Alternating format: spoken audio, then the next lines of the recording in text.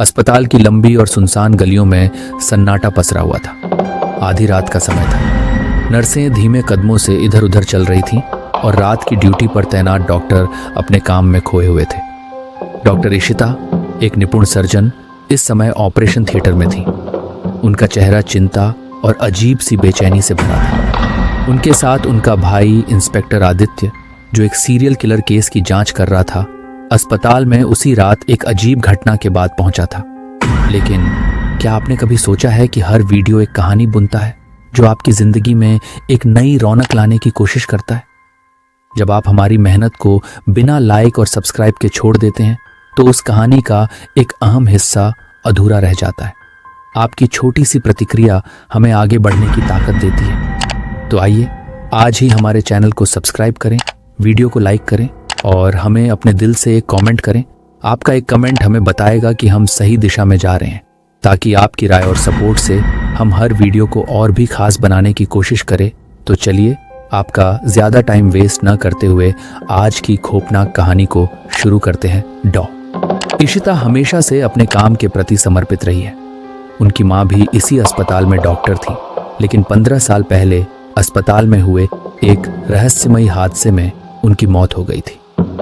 उस रात के बाद से अस्पताल में डरावनी घटनाएं होने लगी। कुछ महीने पहले इशिता का भाई आदित्य एक सीरियल किलर केस पर काम कर रहा था, जिसमें अस्पताल से जुड़े लोगों को निशाना बनाया जा रहा था। हत्याएं बड़ी निर्ममता से की जा रही थी और हत्या के बाद शव को अस्पताल के पास स्थित श्मशान घाट के करीब छोड़ दिया जाता था, लेकिन पुलिस के पास कोई सुराग नहीं था। अस्पताल में इशिता की भी अजीब घटनाओं से मुलाकात होने लगी थी।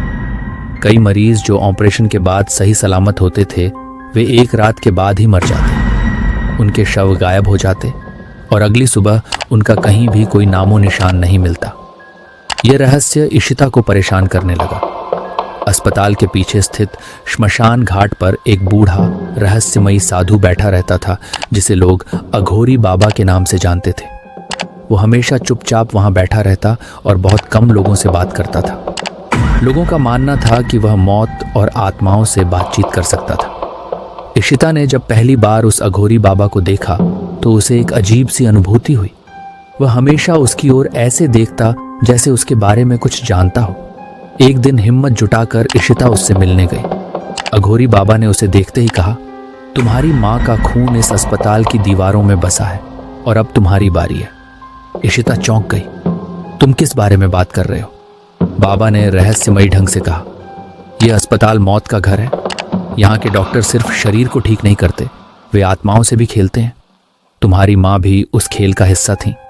इशिता ने यह सुनते ही अपने भाई आदित्य को सारी बातें बताई। आदित्य ने पहले तो इसे सिर्फ एक पागल की बकवास समझा, लेकिन जब उसने सीरियल किलर के केस की फाइलों को ध्यान से पढ़ा तो उसे भी कुछ कड़ियां जुड़ती दिखी।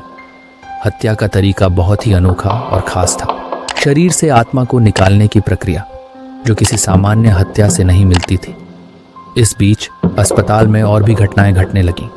मरीजों की मौतें बढ़ने लगीं और कुछ नर्सों ने दावा किया कि उन्होंने रात के वक्त ऑपरेशन थिएटर में किसी की परछाई देखी थी।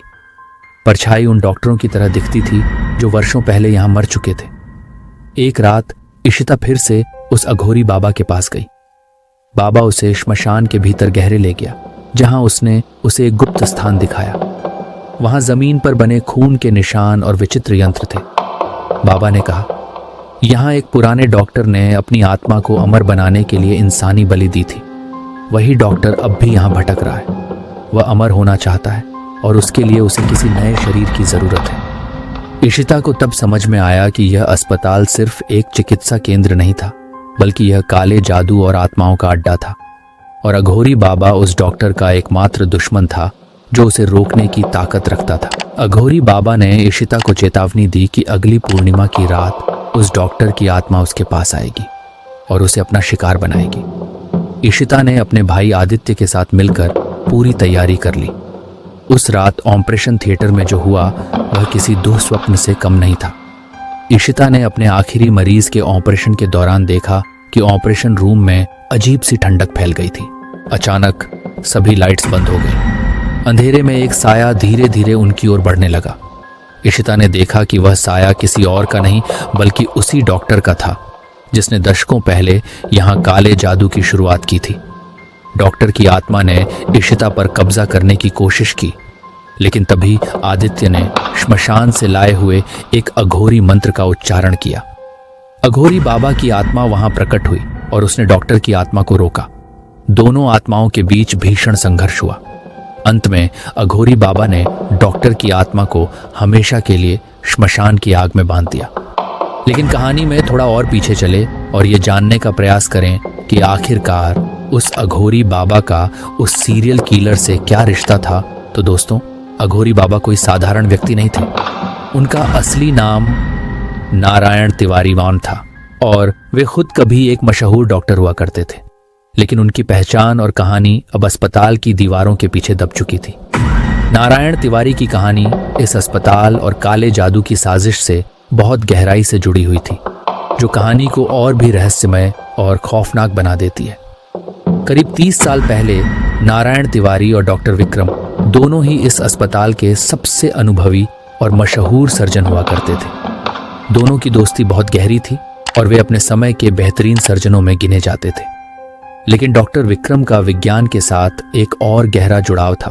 वह काले जादू में भी विश्वास करता था। विक्रम ने मृत्यु को हराने और अमर होने की चाहत में विभिन्न प्रकार के काले जादू के ग्रंथ पढ़े थे। जब नारायण को विक्रम के इस अजीब जुनून के बारे में पता चला तो पहले पहल उसने इसे एक मजाक समझा। लेकिन समय के साथ विक्रम के व्यवहार में बदलाव आया और वह कुछ खतरनाक प्रयोगों की ओर बढ़ने लगा।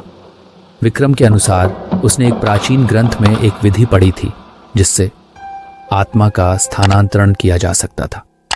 इस विधि के जरिए वह अपने शरीर को छोड़कर किसी और के शरीर में प्रवेश कर सकता था और इस तरह अमर हो सकता था।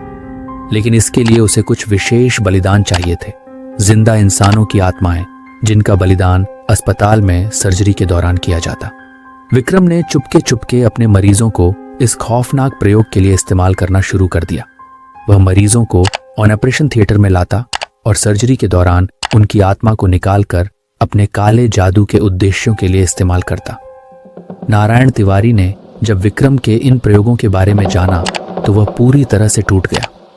उसे यह बात समझ में आ गई कि उसका दोस्त अब विज्ञान और चिकित्सा की सीमाओं से परे जा चुका था। नारायण ने विक्रम को रोकने की कोशिश की और उसे चेतावनी दी कि वह इस खतरनाक रास्ते पर न चले, लेकिन विक्रम ने उसकी बात मानने से इनकार कर दिया। दोनों के बीच गहरा संघर्ष हुआ। विक्रम ने नारायण को धमकी दी कि यदि उसने उसकी योजनाओं में दखल दिया तो वह उसकी जान भी ले सकता है। नारायण ने तब अस्पताल छोड़ने का फैसला किया, लेकिन उससे पहले उसने एक कसम खाई कि वह विक्रम को रोकने के लिए कुछ भी करेगा। नारायण तिवारी ने अस्पताल छोड़ने के बाद हिमालय की ओर रुख किया, जहां वह अघोर साधना करने लगा। वह जानता था कि काले जादू को सिर्फ साधारण तरीकों से नहीं रोका जा सकता, इसलिए उसने खुद को अघोरी साधुओं की दुनिया में समर्पित कर दिया। अघोरियों ने उसे आत्माओं और मृत्यु के रहस्यों को समझाया। वह अब एक साधारण डॉक्टर नहीं रहा था, बल्कि एक अघोरी बाबा इन बन चुका था, एक ऐसा साधु जो आत्माओं के संसार में भी प्रवेश कर सकता था। कुछ समय बाद अस्पताल में एक भयानक हादसा हुआ। डॉक्टर विक्रम ने अपने सबसे खतरनाक प्रयोग को अंजाम देने की कोशिश की, लेकिन वह खुद ही उसका शिकार बन गया। उसकी आत्मा शरीर से बाहर निकल गई, लेकिन वह किसी और शरीर में प्रवेश नहीं कर पाई। विक्रम की आत्मा श्मशान और अस्पताल के बीच फंस गई। अब वह जीवित नहीं था, लेकिन मृत भी नहीं था। वह एक अभिशप्त आत्मा बैठान बन गया था, जो अमृता की तलाश में भटकती रहती थी। उसके काले जादू ने उसे एक प्रेत बना दिया था, जो अस्पताल में मरीजों और कर्मचारियों को अपनी शक्ति में लेता था। नारायण को यह पता चला कि विक्रम की आत्मा अब भी अस्पताल में मौजूद है और वह आत्माओं का शिकार कर रही है। उसने अपने अघोरी ज्ञान का प्रयोग करके विक्रम की आत्मा को रोकने का निर्णय लिया। वह अघोरी बाबा बनकर श्मशान में आ बैठा, जहां से वह अस्पताल की काली आत्माओं और विक्रम को नियंत्रण में रखता था। अघोरी बाबा का काम सिर्फ विक्रम की आत्मा को रोकना था, लेकिन वह जानता था कि अगर इशिता और आदित्य को विक्रम के काले जादू के बारे में पता न चला तो वह कभी पूरी तरह से मुक्त नहीं हो पाएंगे। इसीलिए उसने इशिता को अस्पताल के रहस्यों के बारे में बताया। अघोरी बाबा को यह मालूम था कि विक्रम की आत्मा पूरी तरह से तभी समाप्त हो सकती है जब उसकी आत्मा का स्रोत यानी उसका काला जादू नष्ट किया जाए। विक्रम की आत्मा को हमेशा के लिए कैद करने के लिए उसे इशिता और आदित्यनयन की मदद की जरूरत थी, क्योंकि उनका खून और परिवार का इतिहास इस रहस्य से गहराई से जुड़ा था। इशिता की मां, जो कभी इस अस्पताल में डॉक्टर थीं, वह भी विक्रम की साजिश का शिकार बनी थी। इशिता और आदित्य का परिवार अनजाने में इस काले जादू का हिस्सा रहा था और इसलिए अघोरी बाबा ने उन्हें इस साजिश को खत्म करने के लिए चुना। अंत में जब अघोरी बाबा और इशिता की मुलाकात अस्पताल के ऑपरेशन थिएटर में हुई तो उन्होंने विक्रम की आत्मा को हमेशा के लिए श्मशान की आग में कैद कर दिया।